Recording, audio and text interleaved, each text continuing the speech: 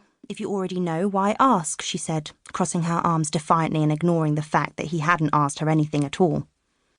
During her travels with the doctor, Sarah had been nearly killed a dozen or more times. Actually, definitely more, now she came to think about it. Recently, an attack that had been meant to kill her had instead blinded her, and it had scared her more than she wanted to admit. The powerlessness, the sudden tearing away of one of her senses, had left her terrified. She hadn't said anything about it to the doctor, but it seemed she didn't need to. Look, everyone has silly little fears, she went on. Mine happens to be going blind. Well, that and snakes, she added after a second, remembering a horrifying experiment involving a snake that she'd been put through during another adventure with the doctor. Going blind and snakes were now 2 of her top 3 fears, but she would never admit the third to the doctor, not even under duress. And she knew he would never guess what it was either. You're not scared of Daleks, or Centaurans, or giant spiders? The doctor asked her. No. She paused, trying to find the right words. Those are all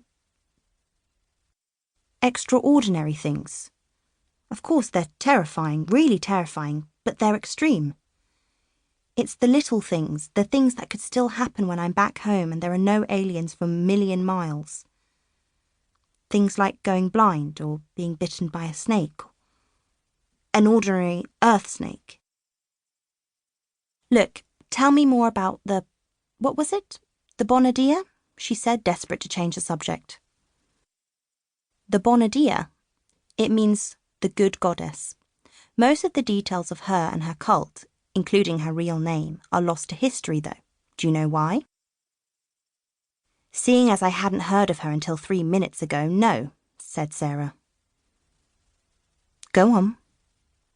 The doctor showed all his teeth, his eyes inviting her into the game. Have a guess. A challenge to her journalistic reasoning, Sarah couldn't resist. Oh! She concentrated hard for a moment. Of course. Because hers was a women-only cult, but all the ancient Roman historians were men, so they didn't have any information to pass on for posterity. Good girl, said the doctor. It was a pretty patronising comment, but the doctor was about 719 years older than her and probably the cleverest person ever to walk the earth, so she let it be. Anyone else, the Brigadier, say, or Harry Sullivan, would have known her wrath. Maybe we could investigate the Bonadea cult while we're here, Sarah suggested. Cause a storm in historical circles when we get back to the 20th century. The doctor gestured down at himself. I don't think they'd let me in. Oh, come on. With a ribbon in your hair, maybe? Sarah tried to look serious but couldn't help herself. A laugh burst out. OK, fair point. Not exactly your look. I'll just have to do it myself, then. Well, yes, if you want to visit a temple or 2. Of course, the Bonadea is not only a goddess of women. She is also a goddess of healing, and the symbol of healing. It's a snake. Great. Thanks for the warning. She'll just have to remain a mystery forever. The doctor grinned. Have I ever told you about the time I met the 3-headed serpent of Orestian Major? Oof! They'd been so intent on their conversation that neither of them had noticed the woman running towards them until she cannoned into the doctor, knocking him into a basket of cabbages.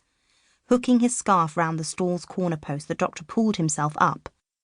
As he did so, one flailing arm caught the door of a wicker bird cage and burst it open.